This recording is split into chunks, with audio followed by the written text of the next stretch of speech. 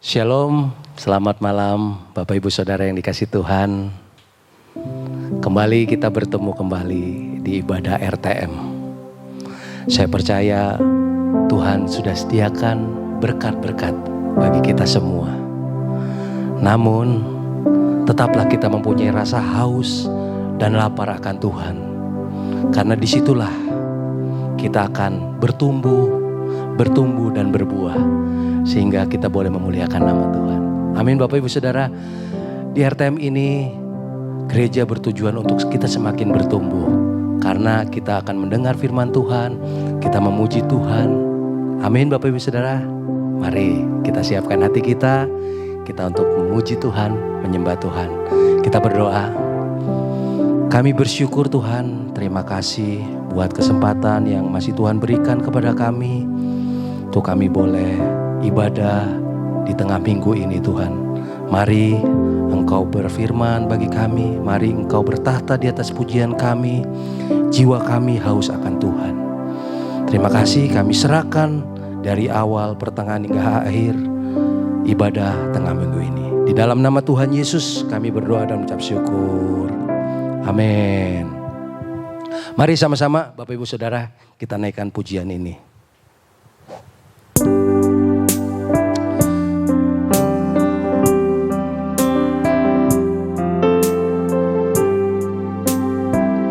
Mari katakan sama-sama. Jiwaku merindukanmu,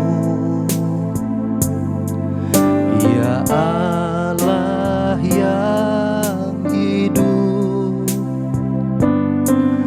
Jiwaku haus kepadamu,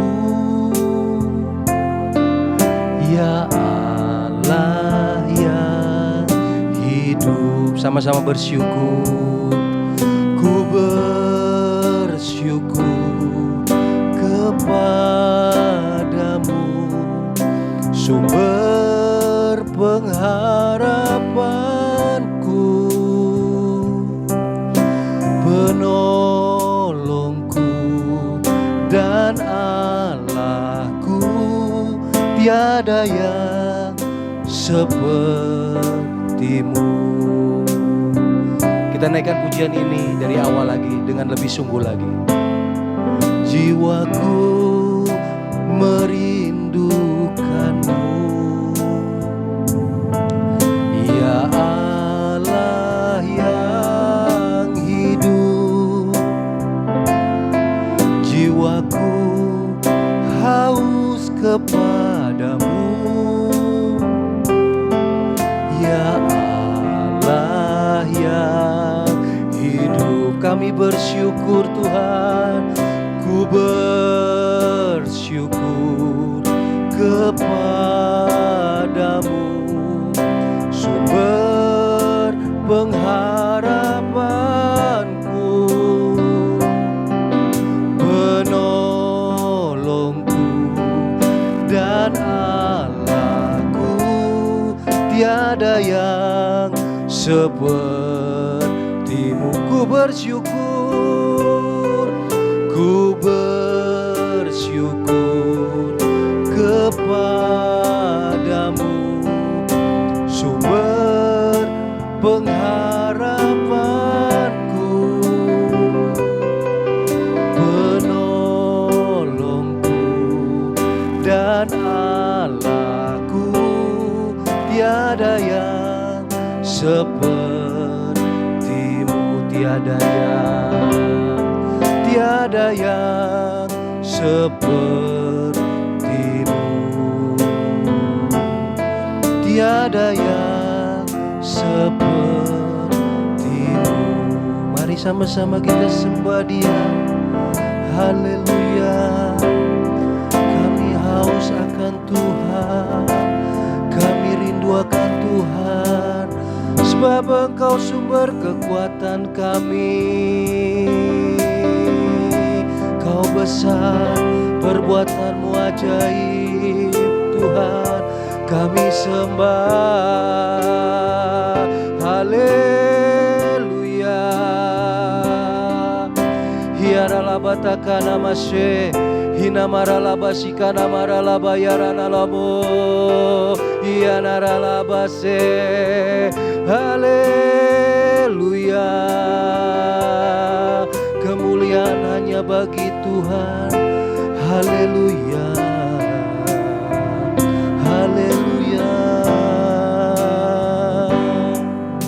amin.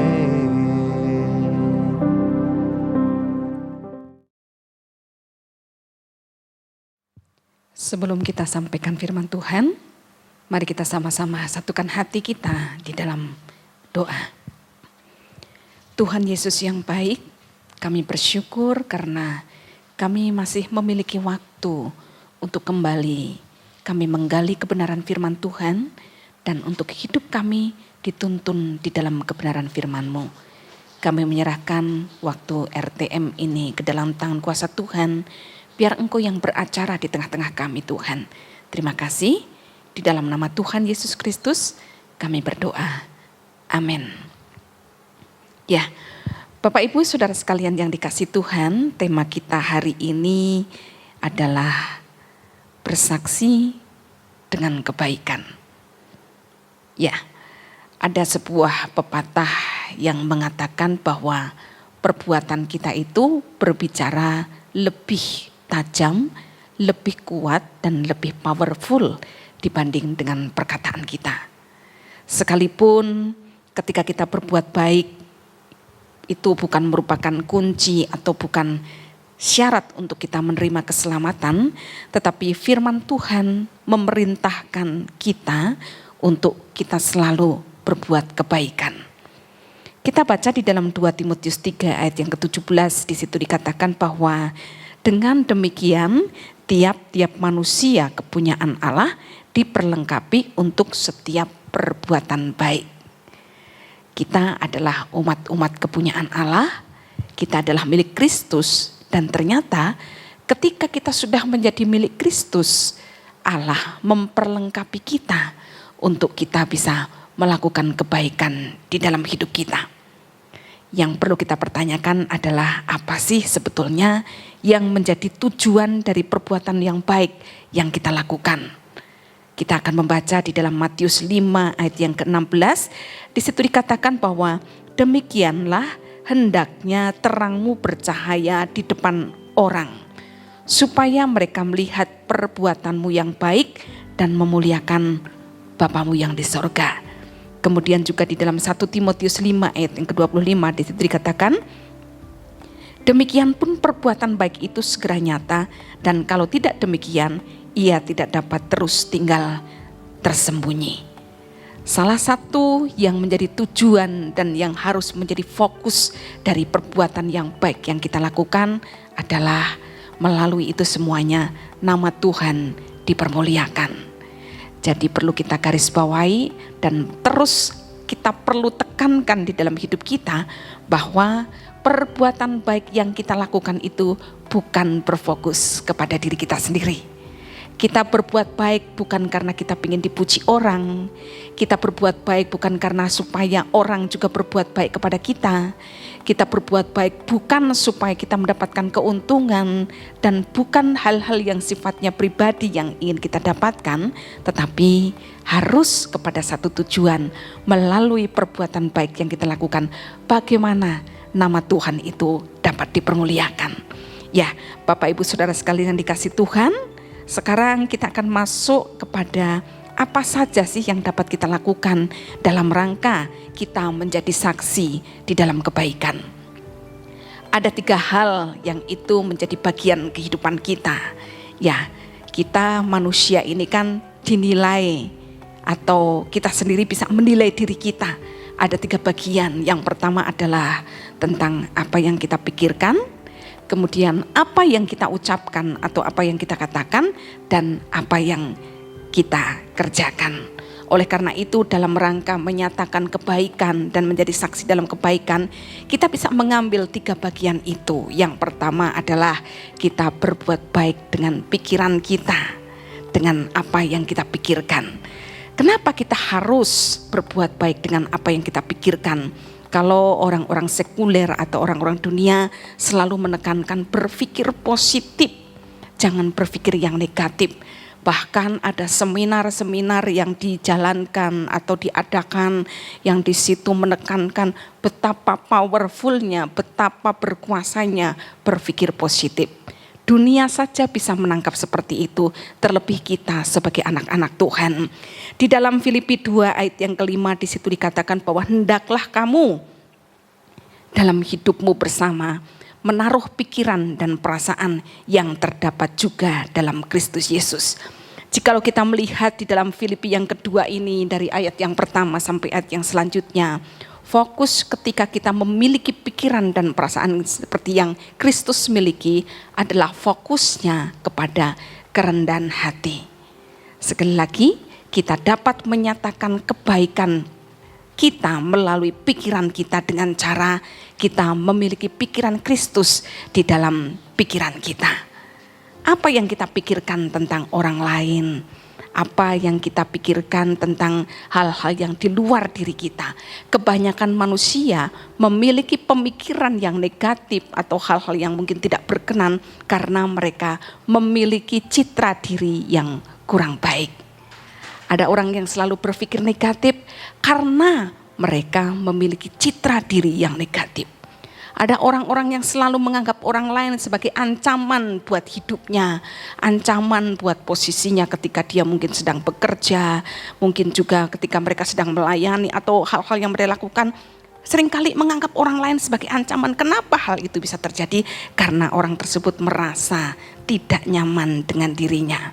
Jadi pertama yang harus kita sadari, pikiran negatif terhadap orang lain itu bisa muncul sebagai akibat seseorang itu belum memiliki citra diri yang baik.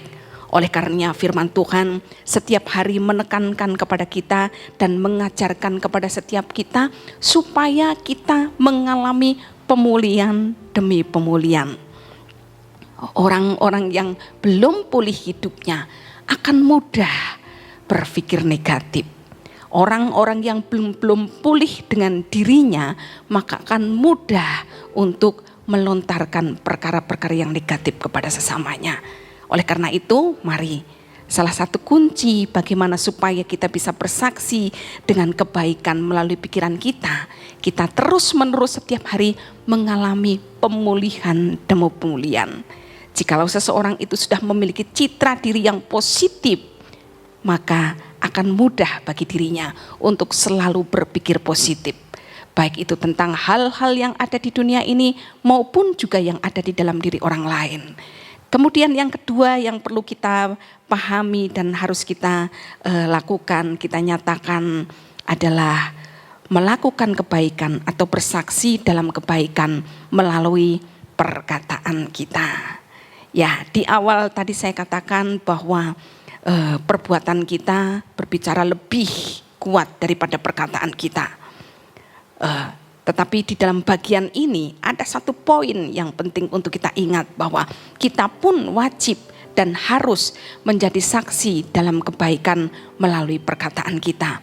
Di dalam Kolose 3 ayat yang ke-16 di situ dikatakan bahwa hendaklah perkataan Kristus diam dengan segala kekayaannya di antara kamu, sehingga kamu dengan segala hikmat dapat mengajar dan menegur seorang akan yang lain, dan sambil menyanyikan mazmur dan puji-pujian dan nyanyian rohani, kamu mengucap syukur kepada Allah di dalam hatimu.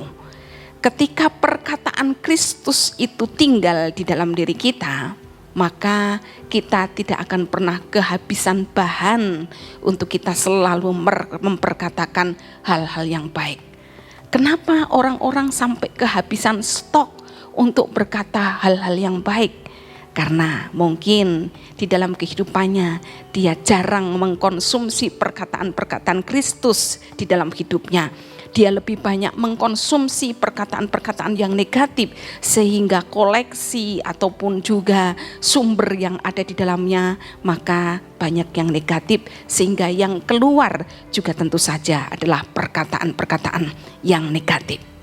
Salah satu evaluasi yang harus kita pikirkan, harus kita renungkan di dalam diri kita adalah apakah perkataan-perkataan kita sudah berisi perkataan-perkataan Kristus.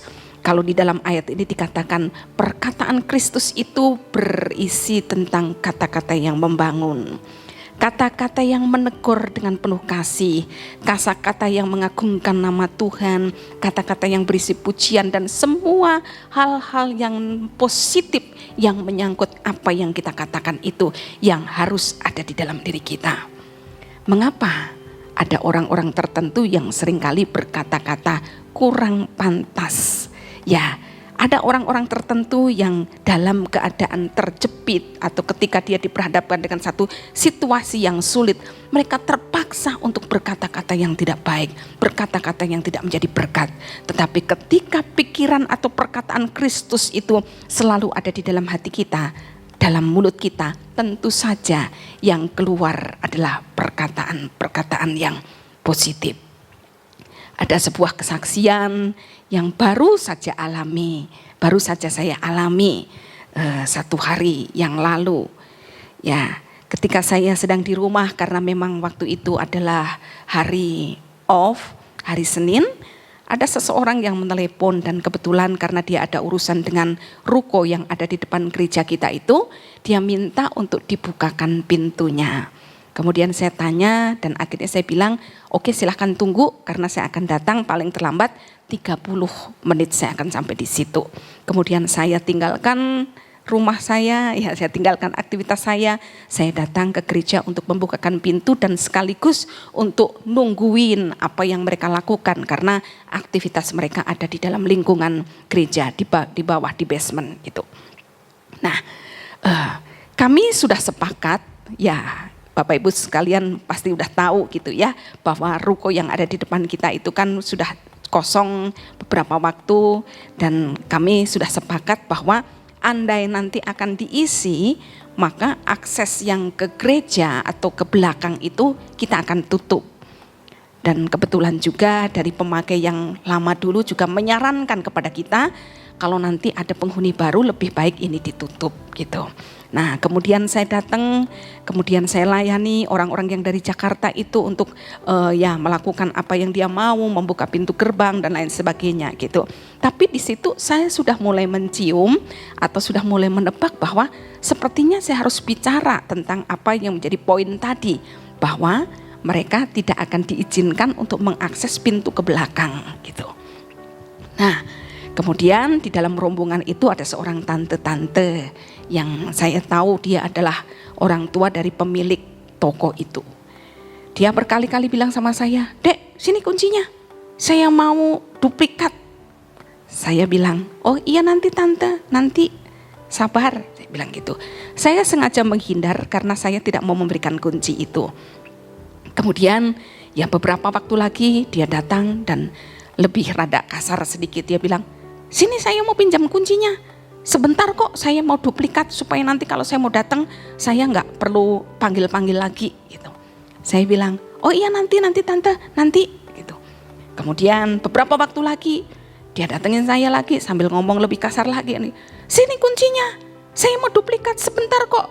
Dan seperti itu. Dan saya tetap bilang, nanti gitu. Sampai akhirnya saya berkoordinasi dengan yang penjaga yang dulu nempatin. Saya tanya, ada yang datang, saya mau bicara bahwa tidak boleh mengakses lagi ke belakang. Bagaimana saya komunikasinya? Dan dia sampaikan, kasih tahu aja karena itu kan punya gereja yang punya hak untuk memberikan atau tidak memberikan. Oke. Kemudian saya datang ke anaknya, saya bilang, kok saya mau bicara. Saya katakan bahwa ke depan nanti pintu ini tidak akan bisa diakses lagi. Semua silakan untuk pakai pintu depan. Kemudian orang tersebut bilang gini, "Oh ngomong aja sama ibu saya." Dia nunjuk mamanya yang tadi bicara dengan saya. Tapi karena saya ngelihat gelagatnya, saya tahan. Sampai tiba waktunya saya datengin dan saya bilang, "Tante, ini saya mau bicara untuk ke depan aja gitu, bahwa nanti pintu yang kesini itu nggak akan bisa diakses lagi. Lebih bagus semua aktivitasnya keluar masuknya lewat pintu depan." Dan dia bilang, "Ngomong aja sama anak saya, dia ownernya, dia yang punya. Kamu bilang aja sama dia gitu ya." Oke, akhirnya lewat, saya ya beberes segala macam, ya nunggu waktu untuk nanti saya bicara gitu. Setelah mereka selesai dengan urusannya, mereka berkumpul di meja di bawah itu, di depan sekretariat itu, dan kemudian panggil saya. Begitu saya datang, saya langsung dituding-tuding dan saya dimaki-maki. Ya pertamanya si tantenya bilang, "Sini, kuncinya mana? Kenapa kamu gak kasih kunci?" Dengan perkataan yang sangat kasar. Ya kita bisa bayangkan, encim-encim orang Jakarta, mungkin dia juga banyak uang, bicaranya seperti apa, udah bisa ketebak. Kemudian saya bilang, "Oh iya nanti tante sabar." Dan saya berusaha untuk memberikan pengertian kepada mereka bahwa kami mengubah peraturan bahwa tidak bisa mengakses. Dan saya dimarahin dengan kata-kata yang begitu kasar, sampai keluar kata-kata "kamu munafik", kafir, dan perkataan-perkataan yang jujur secara manusia itu baru saya dengar orang itu memperkatakannya kepada saya. Tapi saya heran karena Tuhan memberikan kepada saya kesabaran yang luar biasa. Saya tidak terpancing sama sekali, tapi saya tetap berbicara pada poinnya. Sampai semua perkataan, nanti saya akan bakar, saya akan obrak-abrik, saya akan rusak, saya akan dobrak. Saya cuma bilang, "Oh silahkan, tante mah bisa melakukannya semua, silahkan." Kemudian ya ada banyak perkataan-perkataan kotor, perkataan kasar yang dia lampiaskan kepada saya. Tapi saya tidak bergeming, saya tetap kepada satu poin bahwa ini adalah peraturan yang kami buat. Dan seperti itulah kejadiannya. Kemudian mereka pergi ngeloyor begitu saja setelah selesai urusannya, tanpa ada bahasa terima kasih karena sudah membukakan pintu, atau pamit, atau kami pulang, tidak ada sama sekali. Bahkan terakhir ketika tantenya itu mau keluar, dia sempat berbicara kepada saya dengan bahasa, maaf saya tirukan bahasanya. Dia berbicara seperti ini, "Yesus, Yesus, tapi hatimu bengkok, munafik kamu, kafir kamu." Saya mendengar perkataan itu, saya langsung bilang, "Oh tante, terima kasih. Tuhan memberkati tante. Om, tante sehat-sehat selalu ya. Selamat sampai tujuan. Hati-hati om, tante." Dan ceritanya pun berakhir seperti itu. Ya, ketika saya renung-renungkan, saya ingat kembali bahwa hari ini saya harus menyampaikan sebuah tema di dalam RTM ini, menjadi saksi dalam kebaikan. Saya renung-renungkan, sehari saya cukup tertawa dengan apa yang saya alami, tapi ternyata baru kepikiran setelah saya mau tidur. Ketika malam saya mau tidur, saya cukup gelisah mengingat perkataan-perkataan yang dilontarkan kepada saya.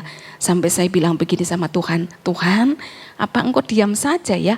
Aku dicaci maki seperti itu, aku dihina seperti itu, sedangkan orang tersebut sebetulnya tidak punya hak apapun untuk memperkatakan hal-hal yang buruk seperti itu." Ya, Bapak Ibu Saudara sekalian yang dikasih Tuhan, itulah dunia. Ketika manusia tidak bisa mencapai atau tidak bisa mendapatkan apa yang dia mau, mereka bisa berbuat apa saja, mereka bisa berpikir apa saja, mereka bisa berkata-kata apa saja, bahkan mereka juga bisa berbuat apa saja. Saya sebetulnya masih terngiang-ngiang dengan perkataan mereka. Tapi satu hal yang saya syukuri, saya tidak membalas caci maki dengan caci maki. Ketika saya dicaci maki, saya bilang, "Terima kasih tante." Ketika orang itu menuding-nuding saya sambil bergetar karena mungkin saking marahnya, kenapa saya tidak nurut dengan permintaan mereka? Saya justru bilang, "Makasih tante, makasih tante." Ketika dia bilang, "Gereja harus begini, segala macam." Saya bilang, "Oh silakan tante, hari Minggu nanti datang ke gereja ya. Kami akan sambut tante." Dan perkataan-perkataan seperti itu yang muncul dari mulut saya. Saya sendiri juga heran. Saya bukan orang yang senang berdebat atau apa, tapi saya senang berbicara pada poinnya. Sekalipun mungkin itu sesuatu yang orang lain tidak mau terima, tapi ketika mereka tahu tentang poinnya, ya saya berharap mereka mengerti. Tapi ternyata itulah dunia seperti itu. Mereka bebas berkata-kata dan mereka bebas untuk meluapkan kemarahannya. Tetapi apa yang Tuhan tuntut dari diri kita ketika kita menghadapi situasi seperti itu, tentu saja kita tidak boleh membalasnya. Firman Tuhan berkata bahwa janganlah membalas caci maki dengan caci maki, tapi berikanlah berkat bagi orang-orang yang mengutuk kamu. Dan puji Tuhan, saya melewati masa itu, walaupun sebetulnya sampai sekarang juga saya masih terngiang-ngiang dengan apa yang dia katakan. Bapak Ibu, dalam keadaan apapun, dalam posisi kita semarah apapun, sekalap apapun, usahakan untuk kita tidak mengeluarkan perkataan-perkataan yang berisi sumpah serapah. Karena siapa tahu apa yang keluar dari mulut kita suatu saat itu yang akan menimpa kita. Jadi yang kedua, sekali lagi saya ingatkan, yang harus kita tunjukkan sebagai kita adalah sebagai orang-orang pengikut Kristus, umat kepunyaan Allah, adalah kita menunjukkan kebaikan melalui perkataan kita. Kemudian yang ketiga, yang harus kita lakukan, kita harus menjadi saksi dalam kebaikan melalui perbuatan kita. Di dalam Roma 12 ayat yang kedua, di situ dikatakan jangan menjadi serupa dengan dunia ini, tetapi berubahlah oleh pembaharuan budimu supaya kamu dapat membedakan manakah kehendak Allah, apa yang baik, yang berkenan kepada Allah, dan yang sempurna. Berbuat baik, apapun motivasinya, apapun tujuannya, itu adalah hal yang baik. Kenapa? Ya, daripada kita berbuat yang jahat, memang lebih baik dan sebaiknya kita berbuat baik. Sekali lagi, apapun perbuatan baik kita, entah kita motivasinya apa, tujuannya apa, semua yang disebut dengan kebaikan itu tetap merupakan perbuatan baik yang memang harus kita lakukan. Tetapi di dalam Roma 12 ayat kedua ini menekankan kepada setiap kita jangan hanya berada di dalam posisi itu. Kalau di sini dikatakan bahwa supaya kamu dapat membedakan mana kehendak Allah, apa yang baik, yang berkenan kepada Allah, dan yang sempurna. Berbuat baik itu adalah kehendak Allah. Tapi belum tentu semua perbuatan baik itu berkenan kepada Allah dan merupakan sesuatu hal yang sempurna. Misalnya, perbuatan baik yang kita lakukan jikalau tidak disertai dengan motivasi yang baik, itu akan tetap menjadi perbuatan baik. Tapi belum tentu Tuhan berkenan dengan perbuatan baik kita. Oleh karena itu, misalnya seperti ini, ketika kita melakukan kebaikan, kita menolong orang, atau mungkin kita memberikan sesuatu kepada Tuhan, kemudian ketika kita kepada sesama, kemudian ketika kita melakukannya, kita berpikir, wah kalau aku lakukan ini, nanti orang-orang lihat apa yang saya akan lakukan, wah pasti mereka akan memuji saya. Kalau saya melakukan ini, pasti nanti saya akan mendapat keuntungan yang lebih daripada apa yang kita beri. Perbuatan yang baik yang kita lakukan itu tetap menjadi perbuatan baik. Tetapi sekali lagi, belum tentu Tuhan berkenan akan itu. Oleh karena itu kita perlu untuk naikkan level kebaikan kita. Berdasarkan dengan ayat ini bahwa apa yang baik yang kita lakukan itu adalah harus yang berkenan kepada Allah. Melakukan kebaikan untuk orang-orang yang betul-betul membutuhkan pertolongan. Itu adalah perbuatan baik yang dikenan oleh Tuhan. Perbuatan baik yang dikenan oleh Tuhan itu tuh apa sih gitu ya. Saya mengambil sebuah contoh saja di dalam Matius 25 ayat yang ke-31 ayat sampai ayat yang ke-46. Di situ temanya tentang penghakiman terakhir. Jadi Bapak Ibu Saudara sekalian, sekarang gampang. Kalau kita mau melakukan kebaikan dan kebaikan itu dikenan oleh Tuhan, bacalah Matius 25 ayat yang ke-31 sampai ayat yang ke-46. Ayat ini berbicara seperti ini. Ketika kita melakukan kebaikan untuk orang-orang yang tidak bisa membalas kebaikannya kepada kita, itulah perbuatan baik yang dikenan. Di dalam ayat ini dikatakan ketika kamu melakukan untuk orang-orang yang miskin, orang-orang yang telanjang, ketika kamu mengunjungi orang-orang yang sakit, ketika kamu melawat orang-orang yang terpenjara, intinya semua yang kita lakukan kepada orang-orang yang tidak bisa membalas perbuatan baik kita, itu adalah perbuatan baik yang dikenan oleh Tuhan. Aplikasinya banyak sekali. Kita bisa mengembangkannya dan kita bisa melakukannya sesuai dengan kondisi kita, sesuai dengan keadaan kita dan sesuai dengan kemampuan kita. Itu adalah perbuatan-perbuatan baik yang dikenan oleh Tuhan. Tapi ternyata di dalam Roma 12 ayat yang kedua ini, kita tidak boleh hanya berhenti melakukan kebaikan sampai sesuatu yang berkenan kepada Tuhan. Kita harus sampai kepada perbuatan baik yang sempurna. Apakah ada sih perbuatan baik yang sempurna itu? Ternyata ada. Perbuatan yang baik yang sempurna adalah ketika kita melakukan perbuatan baik itu berdasarkan dengan tuntunan dan berdasarkan dengan kepekaan yang saat itu Tuhan sedang berbicara kepada kita. Pernah enggak Bapak Ibu Saudara sekalian suatu ketika teringat tentang seseorang?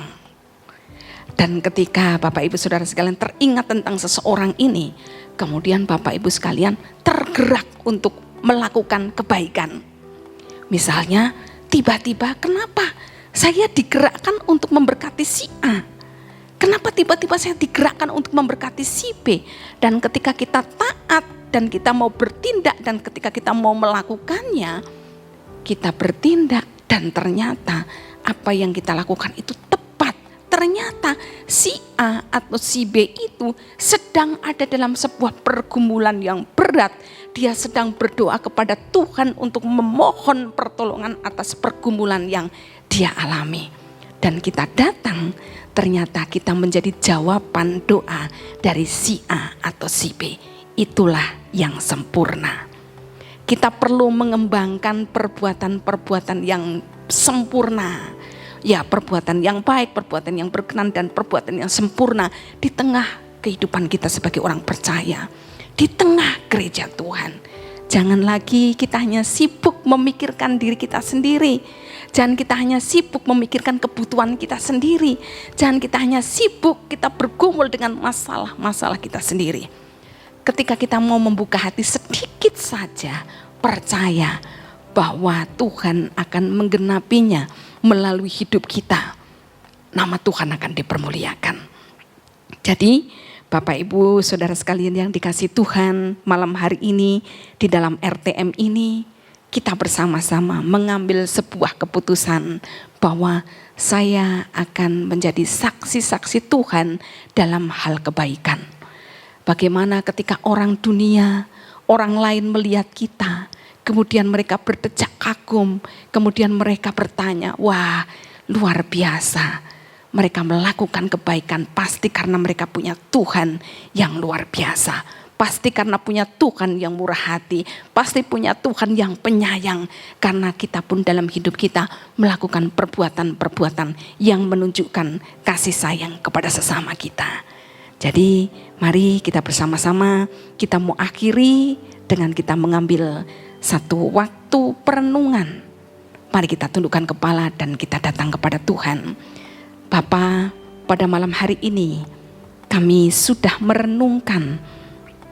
Ada sesuatu yang Tuhan ingatkan bahwa tujuan-Mu untuk memilih kami sebagai anak-anak-Mu adalah supaya kami menjadi agen-agen Tuhan untuk melakukan kebaikan.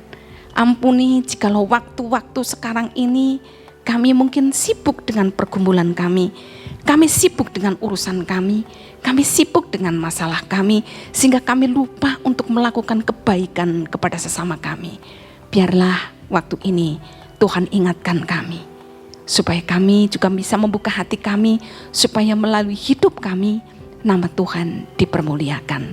Terima kasih ya Tuhan, kami berdoa untuk saudara-saudara kami, dalam setiap pergumulan, dalam setiap tantangan hidup mereka. Tuhan tolong Engkau mampu menyelesaikan setiap pergumulan mereka, dan mereka juga akan menjadi jawaban atas pergumulan sesama. Terima kasih Tuhan Yesus, kami bersyukur dan kami naikkan doa permohonan kami ini hanya di dalam nama Tuhan Yesus Kristus. Amin. Tuhan memberkati kita semuanya.